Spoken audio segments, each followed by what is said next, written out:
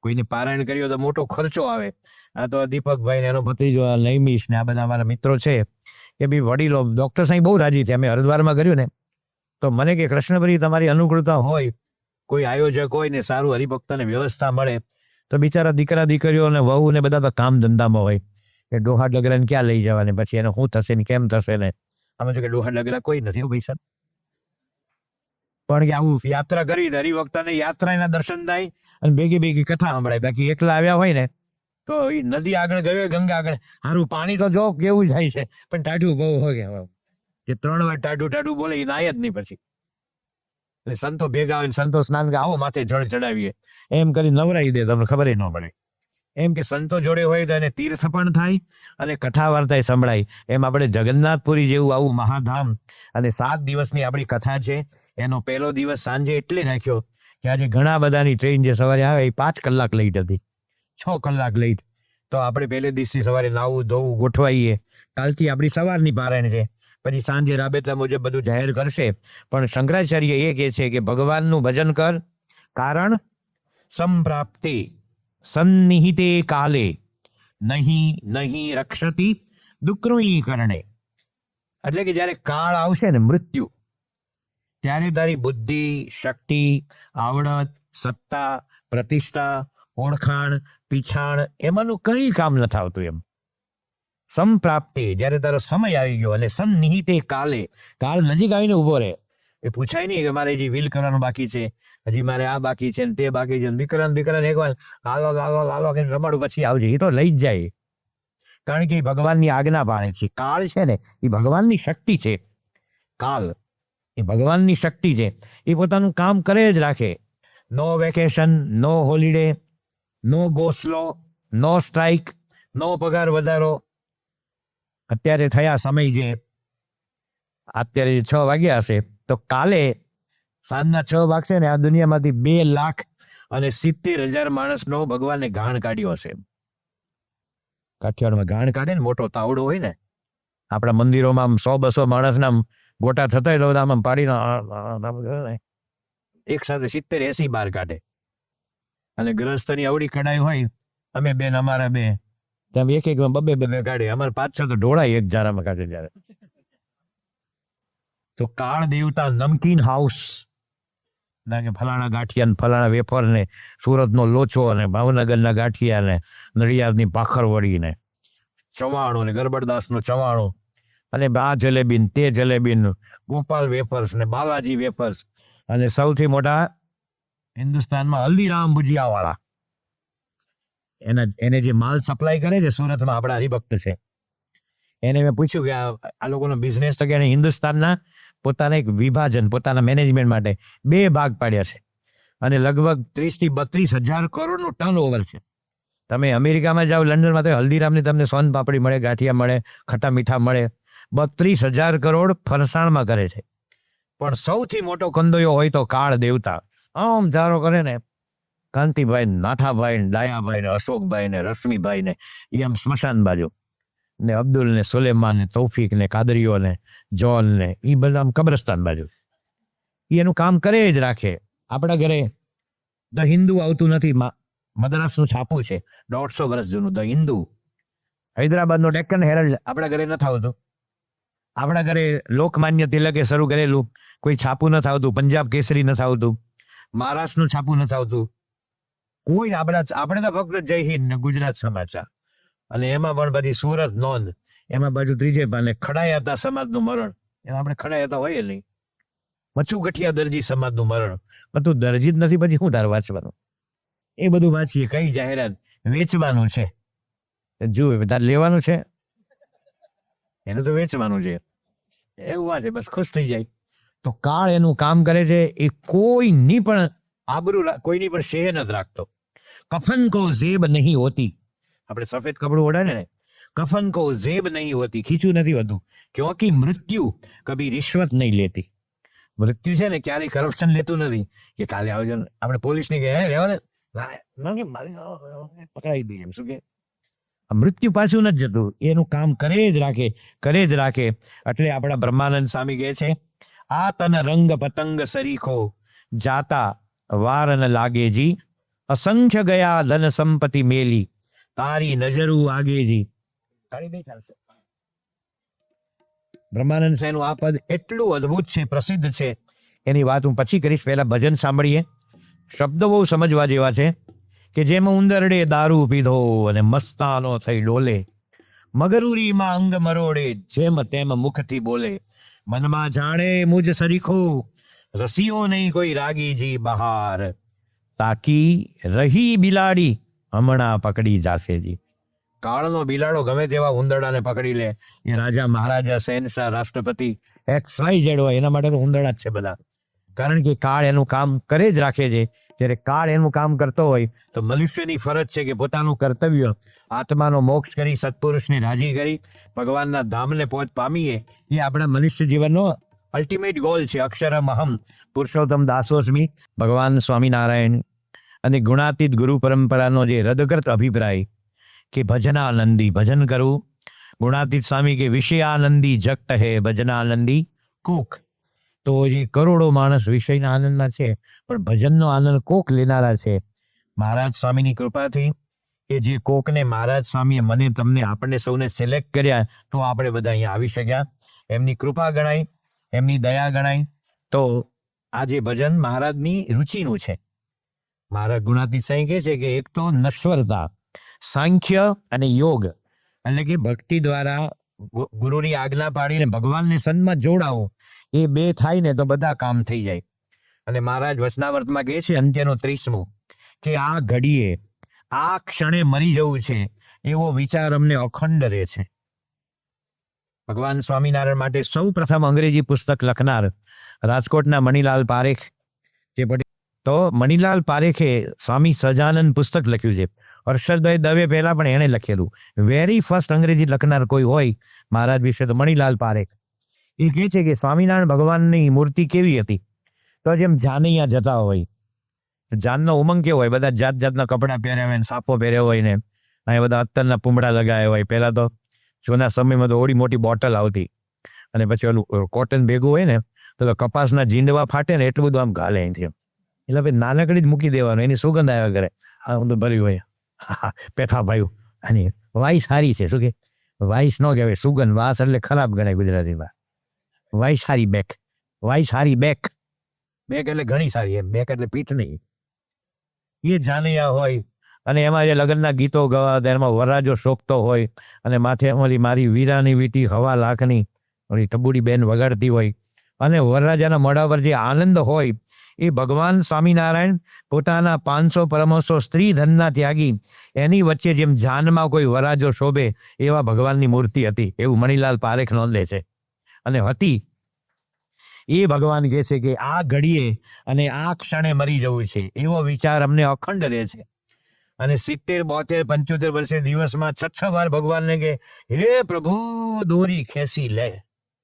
અને એમ ગામડામાં રસ્તામાં નીકળ્યો હોય, નાનો છોકરો સાયકલ લઈને નીકળે ને ધીમે ધીમે ચલાવે, એમાં ભૂલથી એનું સાયકલનું પહેલું વ્હીલ આપણા પગે અડે ને ઘરડા માણસને, એ ભાઈ જોજે મારી નહીં નાખતો, સાયકલનો વ્હીલ મને ન મરી જાય. પાછો દિવસમાં 10 વાર તો પ્રાર્થના કરે છે, લઈ લેજે. તો ભલે લઈ લેતો સાયકલ વાળો માણસ બોલે છે. મૃત્યુનો ભય બહુ મોટો છે.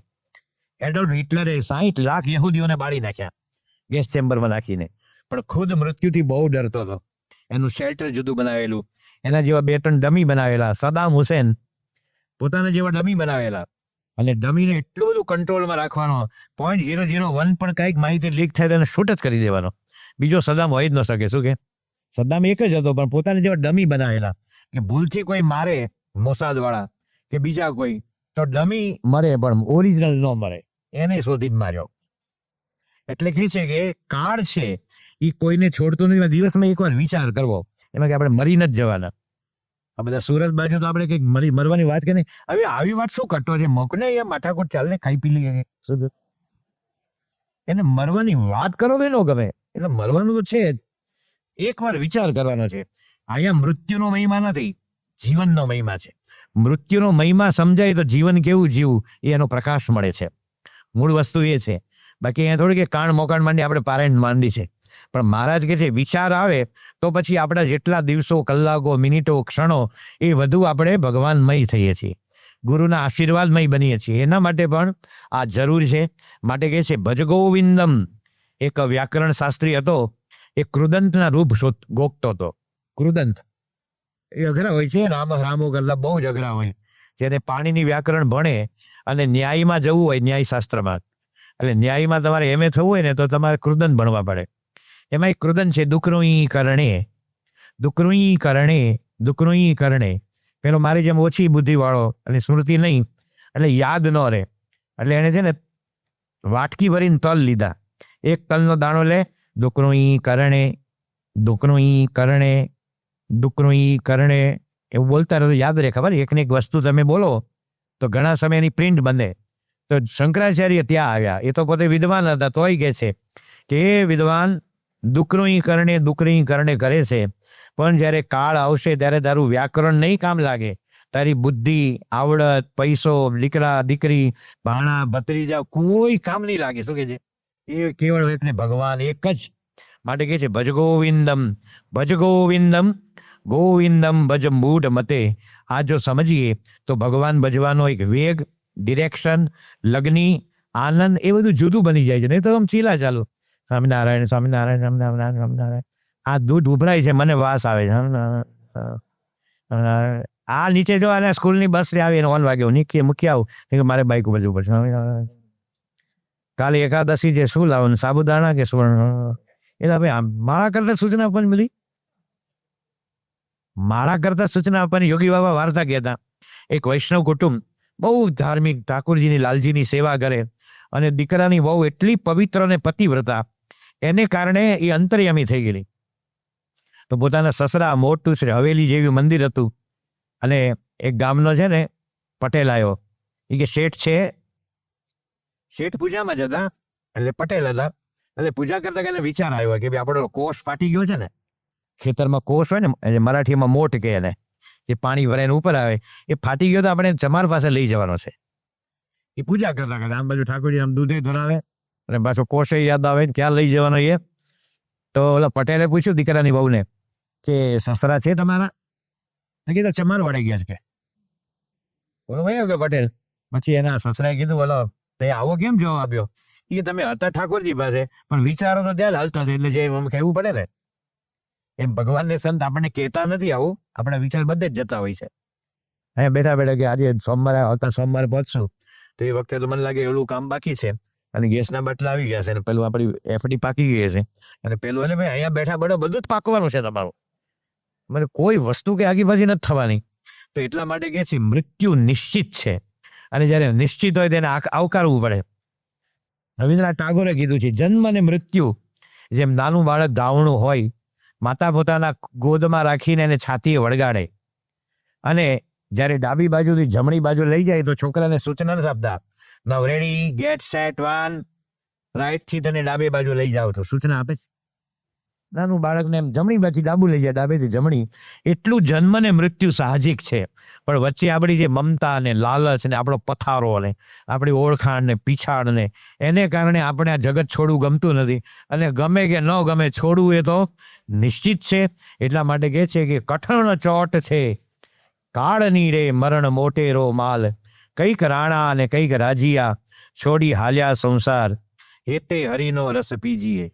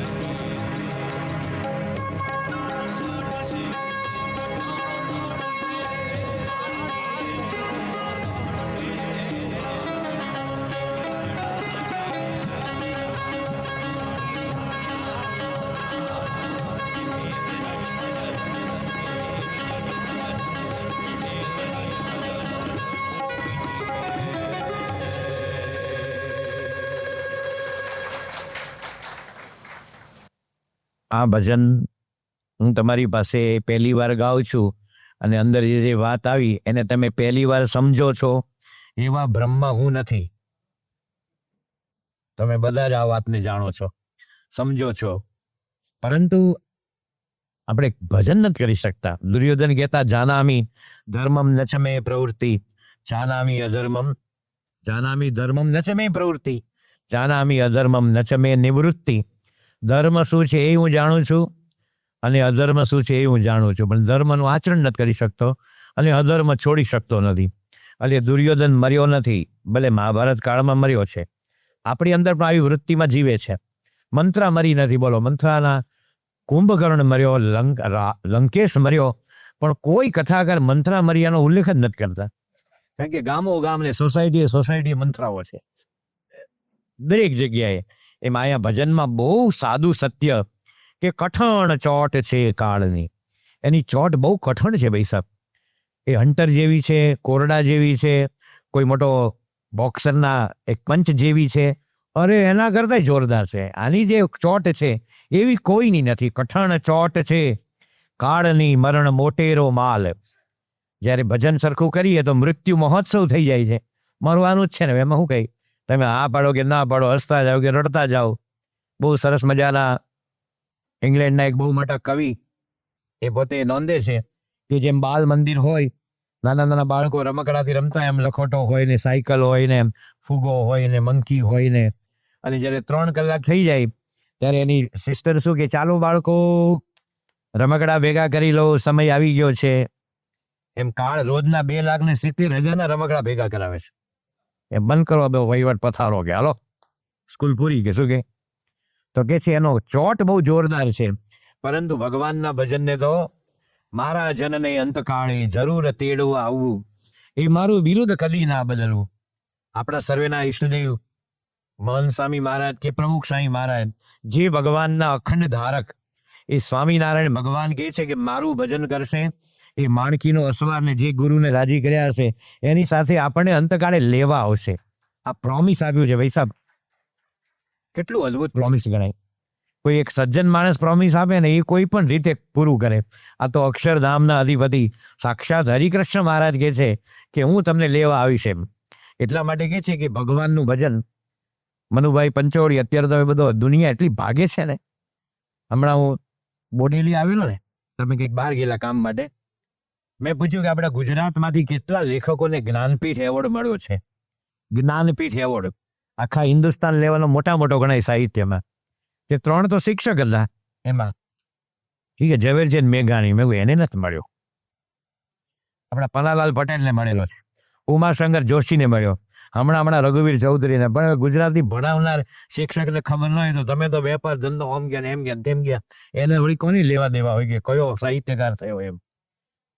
આજે હમણાં આપણે આતના રંગ પતંગ સાંભળ્યું ને, એના માટે બધા જ કવિ, તમે દલપતરામથી માંડીને નરસિંહરાવ, ભોળાનાથ દિવેલિયા, પછી સ્નેહ રશ્મિ હોય, ઉમાશંકર જોશી હોય, પછી હરીન્દ્ર દવે હોય, સુરેશ દલાલ હોય, માધવ રામાનુજ હોય, રમેશ પારેખ હોય, એ બધા જ કહે છે કે બ્રહ્માનંદ સ્વામીએ આજે કાળનું જે ભજન બનાવ્યું અને જેટલું સુગમ બનાવ્યું એવું ગુજરાતી સાહિત્યમાં આજ દિવસ સુધી કોઈ બનાવી શક્યું નથી. એ બધા કહે છે.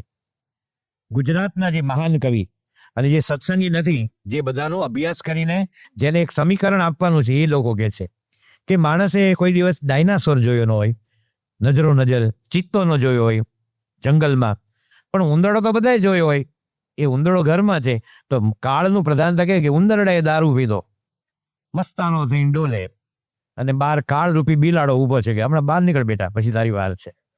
એમ આ દુનિયામાં આપણે ગમે એટલા ડોલીએ, ગમે એટલા હરખાઈએ અને ગમે એટલા લોકો આપણે ધનેડું ચડાવે, પણ કાળ રૂપી બિલાડો છે ને એને તો કઈ લેવા દેવા જ નથી. તું કોણ હતો, શું હતો, તારી ઓળખાણ આપને, પરિચય આપ, એ તો એનું કામ પતાવીને વયો જ જાય છે.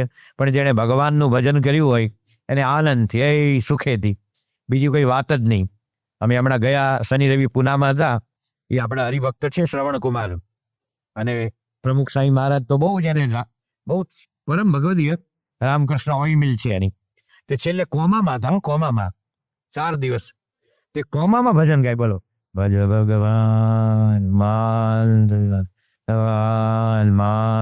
ભજ ભગવાન માન દશભાઈ. એના દીકરાએ કીધું, અમે બાજુમાં હતા, અને એ ભજન ગાજો આરાધના. મેં કીધું બહુ ગમતું ભજન છે કાશું.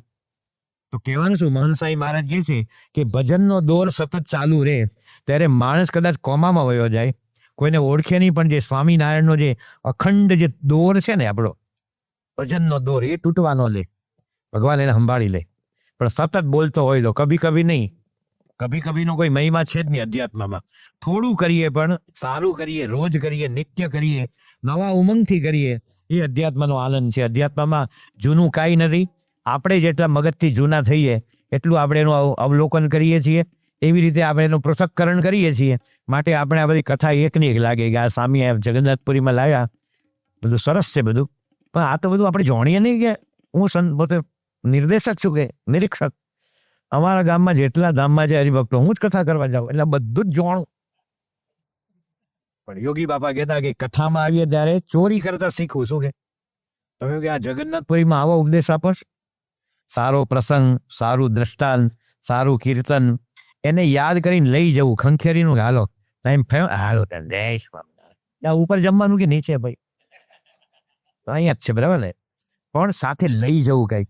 કારણ કે આવા ભજન છે એ આપણે કેટલા ગમે એમ કે આપણા સંતો ગાય, એમ બહાર તો બધા ગાય જ છે, એ તો કે પછી ભગવાન જોડે લેવા દેવાનો હોય. પેલા કેલ સાયકલ ગાતા ને, એમાં કોઈ જૂના માણસને સાયકલનો અવાજ સાંભળ્યો હોય તો તમારી પેઢી છે ને, આનો આ બળવંતનો દર શું છે ને, એ તો કેલ સાયકલનો સાંભળે, પપ્પા શું બકવાસ છે એની સ્ટાઇલ ને બધું. પિયા બિન આવત નાઈ છે, પિયા બિન આવત નાઈ છે, પિયા આમન તાઈ છે, સાયકલ ગાતા. પણ એ કોઈ પણ રેકોર્ડિંગ હોય, ભજન હોય, પિક્ચરનું ગીત હોય, નૌશાદને કહેતા કે વિસ્કી આપો, કાળી દો કહેતા, વિસ્કી નહોતા બોલતા, કાળી દો. એટલે અમારે સંગીતમાં કાળી બે હું કરું છું આમ એક્શન, એ અમારી ટેકનિકલ શબ્દ છે. તમે ઘરે જઈને કે સ્વામી દર વખતે આનો હું ખંજવાળતા હતા, ખોડો થયેલો કે જંતુ પડ્યા છે, એ અમારે અંદર અંદર ઈશારા છે. આમ એટલે સફેદ, આ દાંત સફેદ હોય ને, સફેદ એક સફેદ બે, આમ એટલે કાળી એક કાળી બે. હવે ધોળાવાળ વાળો ગાયક શું કરે, બધા ધોળા હોય, કોઈ પણ સુર કે. તો એવું નૌશાદને કહેતા કે કાલી દો દીજીએ નૌશાદ, એટલે વિસ્કી આવી જાય એના માટે. અને પછી આ ભગવાનના ગીત ગાતા ત્યારે આપણે બધા સંતો કહે છે, લોકો એને કહેતા કે તારે પિયા જોડે, પિયા એટલે કૃષ્ણનું ભજન છે, પિયા બિન આવત નાહી છે, તો કે તારા માટે પિયા પિયે બિન આવત નાહી છે, અને પીધા વિના ચેન નથી પડતું. પણ જેને હરિરસ પીવામાં જેને લગની લાગી ગઈ ને, એ તો કદી પાછો હટે જ નહીં, પાછો ફરે જ નહીં. કારણ કે એને ખબર છે કે આ શાશ્વત છે, આ કરવાનું છે, અને આ કરવાથી હું ભગવાનને સંતની નજીક આવીશ. દુનિયાના પ્રસિદ્ધ જે હાર્ટ સર્જન ગણાય 1 થી 10 દુનિયાના, એમાં ડૉક્ટર સુબ્રમણ્યમ છે ન્યુયોર્કના, જેને બાપાની બાયપાસ સર્જરી કરેલી. એ જ્યારે દિલ્હી આવ્યા, અક્ષરધામ જોયું, એ માણસ તો આમ નાસ્તિક નહીં, પણ સમય નહીં બિચારાને, 3 કલાક જ સુવે, બોલો 24 કલાકમાં. બાકી સર્જરી, સંશોધન, નવા નવા રિસર્ચ પેપર વાંચવા. તો એણે અક્ષરધામ જોયું ને, અવડું મોટું જબરદસ્ત, ને આ રીતે કેટલા પ્રદર્શન. પછી એણે પૂછ્યું બાપાને કે આ તો તમારો પ્રોજેક્ટ પૂરો થયો, what is your next project, હવે તમારો નવો પ્રોજેક્ટ શું છે? તે સ્વામીએ સંતને કીધું કે આપણે તો આ બધું તો થતું રહે. શું કે આ બધું થતું રહે, અક્ષરધામ થતું રહે. વિચારો કરો, ગ્રહસ્થ બિચારો કમાઈ જ હોય ને 60 વર્ષે અને 70 મીટરનો મળ્યો હોય ને જમીનનો પટ્ટો, તે મકાન બાંધે ત્યારે તો ઘરડો થાય ને પછી તો 2 વર્ષમાં કાઢી જવાના હોય એને. અને આવડી મોટી જમીન સંપાદન કરવી, અને 5 વર્ષમાં મુકેશ અંબાણી બોલ્યા કે અમે ન કરી શકીએ આવું, ભલે એની પાસે તો ક્યાં પૈસાનો ટોટો છે, પણ જે રીતે થયું છે. તો બાપા કે આ બધું થતું રહે, પણ ભગવાન ભજવા ને ભજાવવા એ અમારો કાયમી પ્રોજેક્ટ છે. સજે ભગવાન પોતે ભજવા અને બીજાને પણ ભજાવા. કર્મન ભજનનો વેપાર જી, ભજનનો વેપાર, કર્મન ભજનનો વેપાર, કર્મન ભજનનો વેપાર. ભજનનો એક વેપાર છે, કોઈ પણ જાતનું ઇન્વેસ્ટમેન્ટ નહીં, કોઈ નવતો શાંતિ ચિંતા નહીં. અને ભગવાનનું ભજન કરીને આંતરબાહ્ય પ્રસન્નતા વધે, જ્યાં જઈએ ત્યાં સંવાદિતા વધે. હિન્દુ રાષ્ટ્રનું ભલું જ થાય ને, તમે જ્યાં જાઓ 2 મિનિટ ભજન કરો ને, તો આજુબાજુ વડે એને વાઇબ્રેશન સારા મળે. એટલા માટે કહે છે કે ભાઈ જો મૃત્યુ એનું કામ કરતું હોય તો આપણી પણ ફરજ છે કે આપણે આપણું કામ કરવાનું. શિયાળામાં ઠંડી ન પડે તો પટેલ શું કહે, આ વખતે ઘઉં હારા નહીં થાય, ચણો હારો નહીં થાય, જીરું હારું નહીં થાય. દક્ષિણ ગુજરાતમાં કે આ ઠંડી ન પડે મોર ન થારા બેઠા, શું કે આંબે મોર બેસે. ઉનાળો હોય ને સારી ગરમી વળે તો પાણીનું બાષ્પીભવન થાય, ઉપર વાદળા બંધાય, અને ચોમાસામાં યોગ્ય પવન આવે અને ભેજ ભેગો થાય તો વરસી પડે. ઋતુ પણ પોતપોતાનું કામ કરે છે. અને માણસને એક જ વાત કે ભગવાન બજો એ તો ક્યાં ભાગી જાય છે કે પછી નિરાતે બચશો ને કે ગોરડા થશું. ત્યારે આજે ભુજમાં ભૂકંપ આવ્યો તે કોઈને કહીને આવેલો, ભલે 25,000 માણસો મરી ગયા, પણ માંડવીમાં તો ઓલી સ્કૂલમાં 350 બાળકો ધ્વજવંદન કરવા ગયેલા. 26 જાન્યુઆરીનો દિવસ હતો અને જમીન ફાટી. 350 બાળક 8 વર્ષ, 10 વર્ષ, 11 વર્ષ, 12 વર્ષ, 14 વર્ષના સમાઈ ગયા અંદર. તો એની જન્મ પત્રિકામાં તો લખ્યું હશે કે 90 વર્ષની સુદીર્ઘ આયુષ્ય ભોગવીને સૌને રાજી કરીને શાંતિથી આંખો મીચશે. તો કાળની ગતિ ન્યારી છે. કાળ ક્યારે શું કરે એ કાળ જાણે, કારણ કે ભગવાનની આજ્ઞાથી કરે છે. પણ ભજન કરવું એ મને તમને ભગવાનની આજ્ઞા છે. માટે ભજનનો મહિમા છે અને આપણે કરતા જ રહેવું જોઈએ, કરતા જ રહેવું જોઈએ. એમાં કોઈ રોકે, કોઈ ટોકે, પણ અટકવું નહીં. આ દુનિયામાં બધા કોઈ આમે બોલે, કોઈ આમે બોલે, એ બધા તમારા પક્ષે હોતા નથી. મહાભારતનું યુદ્ધ થયું, 18 અક્ષોહિણી સેના. એક અક્ષોહિણી એટલે 3,54,000 અને એવી 18. અને કૃષ્ણ ભગવાનની નારાયણી સેના કૌરવ બાજુ હતી, કૌરવબાજી. અને આખું યુદ્ધ ફાટ્યું, પણ કૃષ્ણ ભગવાનના સગા ભાઈ બલરામ અલિપ્ત રહેલા, કારણ કે એને દુર્યોધને વાલો હતો અને ભીમે વાલો, બંને એને શિષ્ય હતા.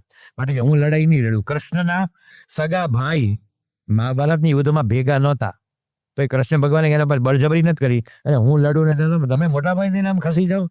ભલે ખસી જતા. ભગવાને પોતાના સતથી, પોતાના તેજથી પાંડવોને જીતાડ્યા. યતઃ કૃષ્ણ તતઃ ધર્મ, યતઃ ધર્મ તતઃ જય.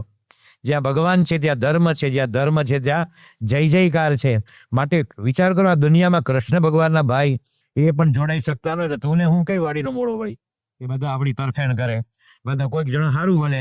એક જણે તમે કોઈ સારું કામ કર્યું, એના કોઈ 1000 વિવાદ થાય, 1000 સારા પણ બધા કોટેશન આપે, એની કોઈ ચિંતા નહીં કરવાની. મને બહુ સરસ વાક્ય આ ભાનુશાળી મોકલેલું. અબ્દુલ કલામ સાહેબ બોલેલા કે લવ, તમારો જે કર્મ છે એને પેટ ભરીને પ્રેમ કરો. શું કે love your job, not your institute. તમારું જે કર્મ કરવાનું છે એને ખૂબ આનંદથી, પ્રેમથી કરો.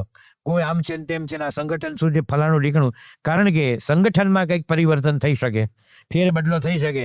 તમને તમારા કામમાં રુચિ હશે ને તો ભગવાન તમારા કામને યોગ્ય કોઈ જગ્યા શોધી જ આપશે. આ નક્કી છે. માટે આપણું જે કાર્ય છે એ ભગવાન બજાવવાનું છે. એટલા માટે નરસિંહ મહેતા પોતે લખે છે કે અનંત નામનો ઓસડ મારે, જેને ભાગ્ય હોય તેને ભાવે. શું કહે છે? ભગવાનનું નામનું ઓસડ છે. નરસિંહ મહેતાનું બીજું ભજન કાલે સંભળાવીશ.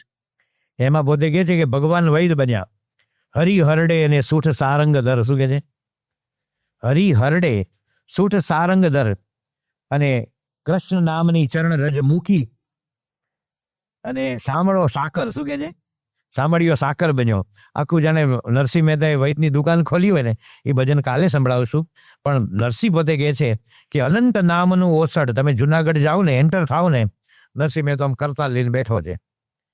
જુનાગઢના બહુ જ બુદ્ધિશાળી નાગર બંધુઓ ક્યાં ક્યાં પહોંચ્યા. વિનુ માંકડ ને, અશોક માંકડ ને, જયસુખલાલ હાથી, એ રાજસ્થાનના ગવર્નર હતા, બહુ મોટી પોલિટિકલ હસ્તી હતી. એને આપણે કોઈ ઓળખતા નથી. બુચ ને ધોળકિયા, દિલીપભાઈ ધોળકિયા સત્સંગી થયા તો ઓળખીએ છીએ, પણ કોણ દિવેટિયા ને કોણ મહેતા. પણ જેવા એન્ટર થાવ ને ત્યારે નરસિંહ મહેતો. બાબી યાદ ન આવે. બાબી કોણ? તેનો નવાબ હતો, એની સરનેમ બાબી હતી. હામિદ ખાન બાબી સરકાર, એ યાદ ન આવે. પણ સીધો આવે નરસિંહ, કારણ કે નરસિંહ લખે છે અને સાંભળવા જેવું છે. ભગવાન ભજીએ તો આવું બધું થાય, પણ એને ગણકારવું નહીં, એને મગજમાં લાવવું નહીં, અને ભજન કરવા સાંભળીએ નરસિંહની એક પ્રભાતી પદની રચના, અનંત નામનો ઓસડ મારે.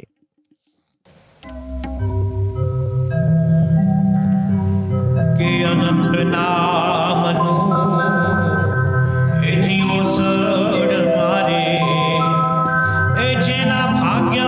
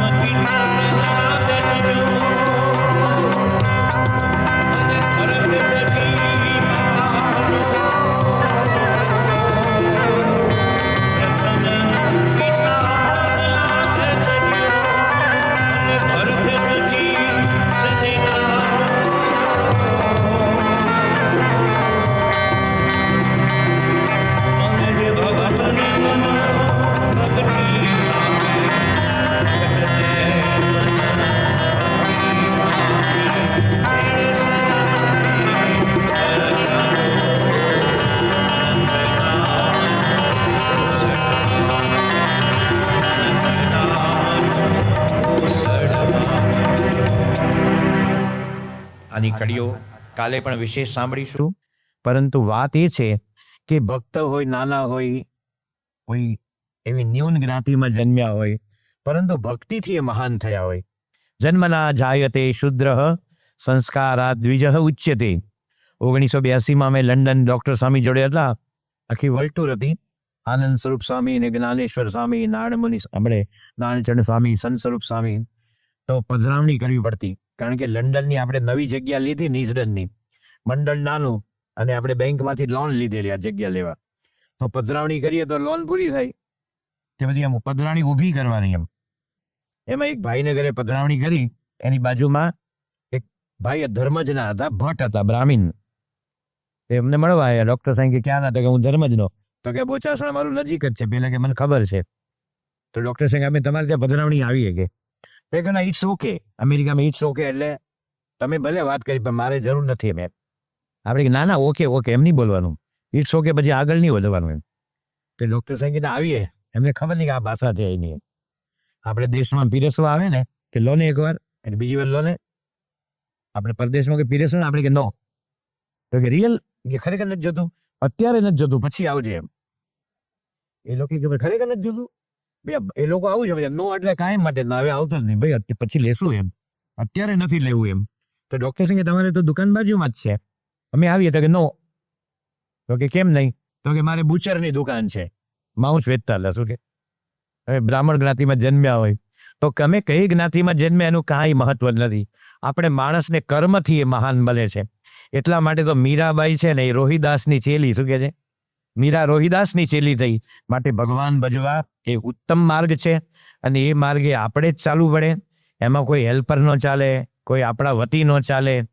લગ્ન હોય ને તમને લગ્નને દિવસે 3 ડિગ્રી તાવ હોય, શરીર ધ્રુજતું હોય, નાકમાંથી રનિંગ નોઝ હોય ને ઉપરાવરી છીંક આવતી હોય, માથું ફાટતું હોય, તો પણ જે મુહૂર્ત લીધું હોય ને એમાં ચોરીમાં તમારે જ ઊભા રહેવું પડે. તમારો અણવર ન ચાલે. એમ ભજન, ભોજન, મરણ અને પરણ એમાં કોઈ હેલ્પર કોઈનો પણ હોતો નથી. દરેકે વ્યક્તિગત કરવું પડે છે. તો આપણે આજનો આવો